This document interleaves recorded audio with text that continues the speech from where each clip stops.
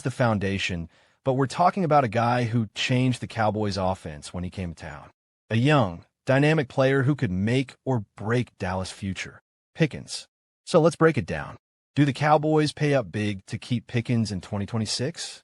Do they use the franchise tag and make him the most expensive wide receiver on the roster? Or do they let him walk, accepting the loss of a key offensive weapon and scrambling to fill the void? It's a massive decision. And by the end of this episode, you'll understand why George Pickens is at the heart of everything the Cowboys need to figure out before next season. So stick around, because this decision, more than anything else, will define the Cowboys' future. The George Pickens dilemma. Let's set the stage properly here. The Cowboys are staring down three clear options when it comes to George Pickens in 2026. Option 1. Re-sign him long-term, locking him into a contract that will likely be one of the most expensive non-quarterback deals of the entire offseason. Option 2. Use the franchise tag. That's about $28 million fully against the cap. Expensive? Yes, but it buys Dallas another year to figure things out while keeping Pickens on the roster. Option 3. Let him walk. Let him test free agency and potentially sign elsewhere. This would free up the cap space, but would leave a massive hole in the Cowboys' offensive game plan. Here's the thing. George Pickens isn't just another wide receiver. He's a game changer. The moment he came into the Cowboys' offense, you could see defenses trying to figure out how to cover him. With Pickens, Dallas didn't just have CeeDee Lamb anymore. They had a legitimate second weapon. He made the offense dangerous, dynamic, and unpredictable. Remove him? Well, suddenly the Cowboys are back to relying heavily on Lamb. And that's not an ideal scenario. It's a situation that feels like it could go either way. And that's where we're headed today. Let's dive deeper into the potential ripple effects of each choice. CeeDee Lamb's role in the future. So, let's talk about CeeDee Lamb for a minute, because no matter what happens with George Pickens, Lamb is the backbone of this offense.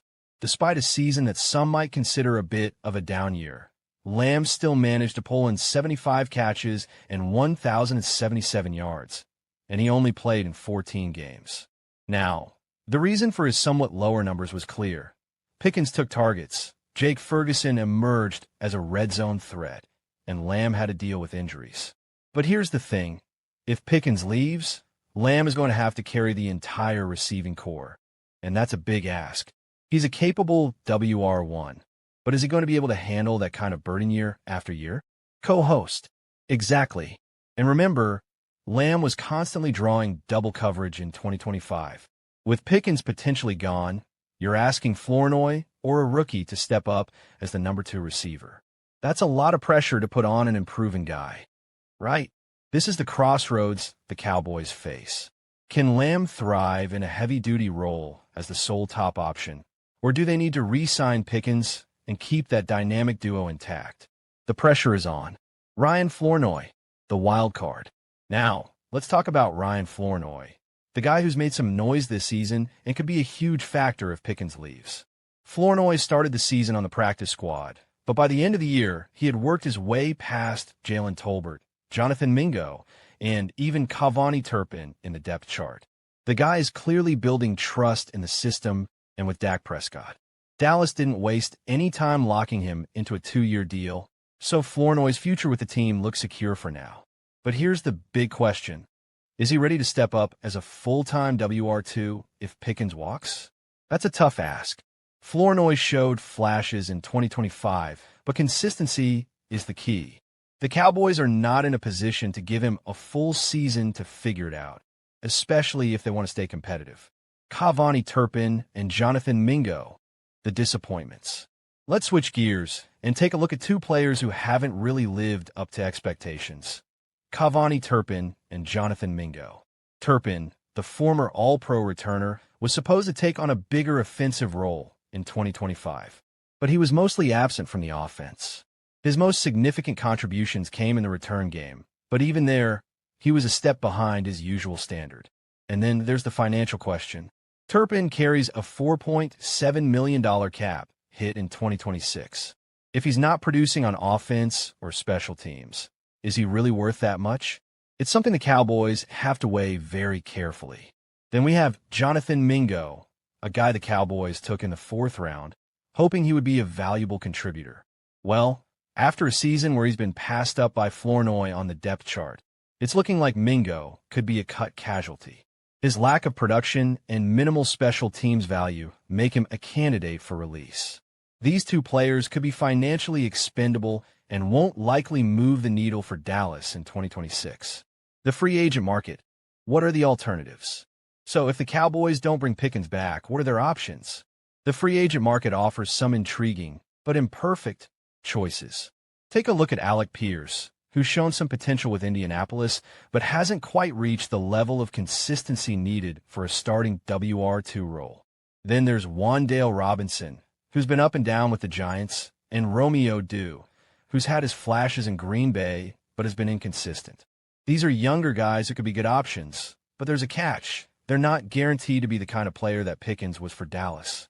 And none of them have shown the consistency to replace a player like Pickens immediately. On the other hand, you've got the older, maybe cheaper veterans like Deebo Samuel and Jawan Jennings. They come with their own set of risks, but could be effective, especially if the Cowboys are trying to balance cap space with roster needs. The draft. Could the future be in the rookie class? Now, if Dallas doesn't land a big-name receiver in free agency, there's always the draft. The Cowboys have 2 first-round picks in 2026, and there's no doubt that one of them could very well be used on a wide receiver. This could give Dallas the opportunity to pair a rookie with CeeDee Lamb, building around a cheap, high-potential option for the next few seasons.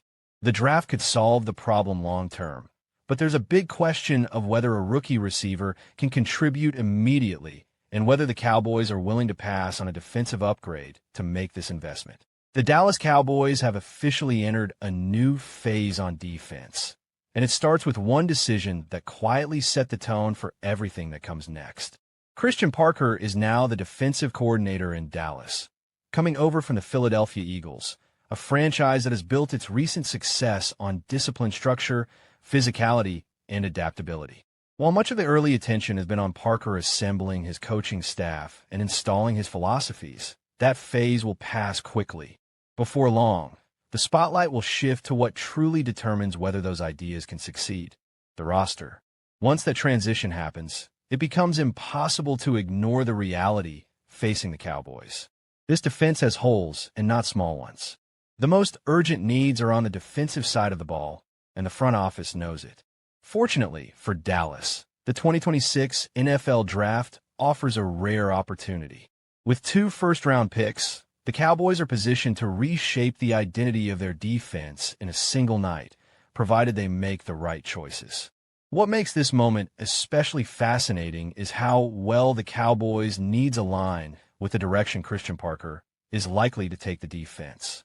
Parker comes from a system that values versatility, players who can wear multiple hats, defenders who can disguise intentions and execute complex responsibilities without sacrificing physicality. This is not a scheme built on specialists alone. It thrives on hybrids, on defenders who can blur positional lines and force offenses to hesitate. In a recent mock draft by Pro Football Sports Network's TJ Randall, Dallas does exactly that. With their first 2 selections, the Cowboys address the spine of the defense by targeting a hybrid linebacker and a true cover corner, 2 positions that define modern NFL defenses. The names attached to those picks are Arvell Reese out of Ohio State and Colton Hood from Tennessee, and together they represent more than just talent upgrades. They represent a philosophical shift. At pick number 12, the Cowboys are projected to select Arvell Reese, a linebacker who, under normal circumstances, would not be expected to still be on the board. Reese is widely viewed as one of the most impactful defensive players in the class, often mocked inside the top 5. His presence at 12 would require a very specific draft day slide, but as Randall notes, it is not impossible. Draft processes evolve, team needs change, and quarterbacks tend to push elite defenders down the board. If Reese is available when Dallas is on the clock, the Cowboys would be staring at a rare opportunity. Reese's appeal lies in how complete his game is. Early in his college career, he spent most of his time operating in the box, reading plays, fitting gaps, and showing a natural feel for traffic and leverage. Then, in 2025, Ohio State began to deploy him more aggressively along the edge, and the results were immediate. Reese showed he could threaten quarterbacks, set the edge against the run, and still drop back into coverage without looking out of place. That combination is exactly what modern NFL defenses crave. For Dallas, the importance of that versatility cannot be overstated. The Cowboys no longer have the luxury of relying on a single defender to be everywhere at once. With Micah Parsons no longer anchoring the defense the way he once did, there's a need for someone who can replicate at least part of that impact. Reese may not be Parsons, but he offers something just as valuable: flexibility. He can play off the ball, rush the passer, and erase mismatches in coverage. He gives Christian Parker options, and options are the currency of good defense. Adding Reese would immediately change how offenses prepare for Dallas. Suddenly, protections become harder to set. Play action becomes riskier. Short and intermediate passing lanes feel more crowded. Reese is the type of defender whose influence extends beyond the stat sheet. His presence alone alters spacing and decision-making, which is often more valuable than any single sack or tackle. As transformative as Reese could be, the Cowboys' work would not be done. Defense is not built solely from the front seven, and Dallas has been reminded of that reality repeatedly in recent seasons. Even before the decision to release Trayvon Diggs, cornerback was already a position of concern. Without him, it becomes a priority. That is where Colton Hood enters the picture at pick number 20. Hood is not the loudest name in the draft, but his game speaks clearly. At 6 feet tall and around 190 pounds, he has the physical profile teams look for on the outside, but what truly sets him apart is his coverage ability. Hood is a sticky defender, the kind of corner who stays connected through routes, who understands leverage, and who rarely panics when the ball is in the air. Randall's mock draft acknowledges that Dallas should remain patient with Siobhan Revel Jr., whose early professional struggles were more about injury recovery than lack of ability. Still, patience does not eliminate need. The Cowboys cannot enter another season thin at cornerback, especially in a conference loaded with elite receivers. Hood provides insurance, competition, and potential stability. What makes Hood such a logical fit is how cleanly he projects into an NFL system. He is comfortable in man coverage, disciplined in zone, and willing to tackle. He plays with confidence, but not recklessness, trusting his technique rather than relying solely on athleticism. In a defense guided by Christian Parker, that discipline matters. Parker's scheme demands corners who can handle responsibility without constant safety help, and Hood fits that mold. Taken together, Reese and Hood would do more than fill holes. They would rebalance the defense.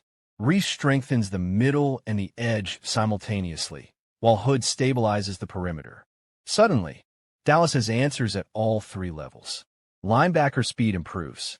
Coverage flexibility increases. The defense becomes harder to predict and harder to exploit. This is why the 2026 draft looms so large for the Cowboys.